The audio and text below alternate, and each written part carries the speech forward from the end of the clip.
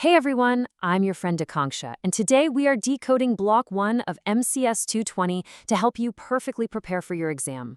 We're going to look closely at web technologies, the MVC design pattern, core creational patterns, and even touch on those big J2EE architecture concepts. Welcome to this IGNOU Code and Decode Explainer, where we'll figure out all these complex topics together, step by step. Okay, let's dive right into this.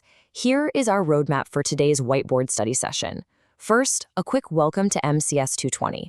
Second, the MVC design pattern. Third, we'll hit the repository and singleton patterns. Fourth, the factory design pattern. Fifth, jar and war deployment. And finally, some essential exam review topics you definitely don't want to skip. All right, Section 2, the MVC design pattern, organizing web applications. So, MVC, it stands for Model, View, and Controller. It's basically an architectural design pattern that's fundamentally used for building really robust web applications. The core idea you've got to understand here is the separation of concerns. We are cleanly separating three things: the pure application data, the presentation layers, which is what the user actually sees and interacts with, and the user request logic. And listen, whether you're coding in Java, PHP, Python, or Ruby, MVC is the industry standard. You're going to encounter it everywhere. And this brilliantly illustrates how it all connects. Let's map this out as if we were drawing a UNL diagram on a whiteboard using a simple university class example. Think of the model as your pure application data. So our university model holds the variables for the university's name and location. The view is your presentation layer, where your HTML and JavaScript live, represented here by University View and its display functions.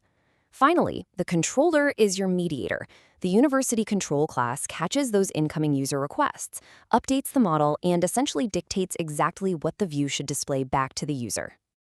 Now, when you're actually coding this out in Java, the sequence you use to compile is strictly important if you want to avoid throwing a bunch of frustrating errors. Step 1, you absolutely must compile the model first, using Java C universitymodel.java. Step 2, compile your view. Step 3, compile the controller. Why? Because the controller fundamentally depends on both the model and the view already existing. And lastly, step 4, you compile your main execution class, which nicely ties the whole MVC triad together.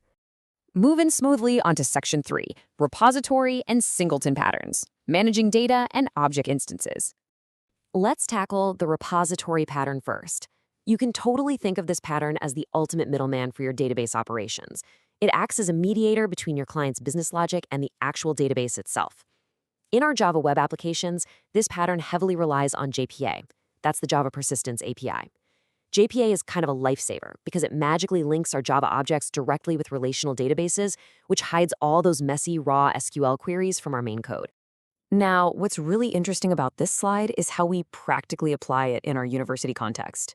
If we create a course repository interface, we just define simple functions to manage our data seamlessly.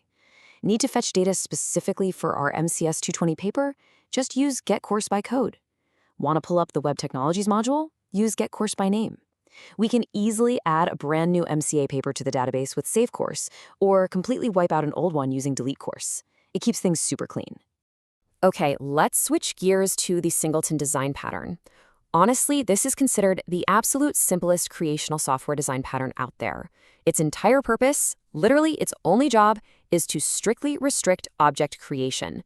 It guarantees that exactly one single instance of a class is created, and then it provides a global point of access to that one instance for your entire application. To really wrap your head around this, just contrast a singleton with a normal class. A normal Java class has a public constructor. That means you can create as many separate objects of it as you want anywhere in your code. But a singleton class, it completely locks down object creation by intentionally using a private constructor.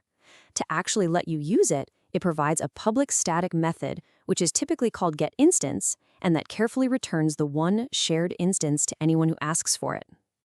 You're definitely going to want to remember these real-world examples for the exam. Singleton is the perfect pattern for managing things like database connections, handling your application logging, and maintaining caching and configuration settings. In fact, standard Java libraries use this pattern all the time. Whenever you type runtime.runtime.getRuntime or desktop.getDesktop in your Java code, you are actually utilizing the singleton design pattern. All right, Section 4, the factory design pattern, the virtual constructor. So the core concept of the factory pattern is that it basically acts as a virtual constructor. It relies on a concrete factory class to create specific subclasses based purely on the input it gets. The true beauty of this pattern is that the exact complex logic of how an object is created is completely hidden from the client. The client just asks for an object, and the factory intelligently handles all the heavy lifting to build and return the exact right type. Let's move to and see how this builds a logical flow using a media announcement system. Step 1, the client requests a specific announcement media type by sending a simple string, let's say Facebook. Step 2, our announcement factory receives that string and checks it. Step 3, the factory creates and seamlessly returns a specific Facebook announcement object back to the client.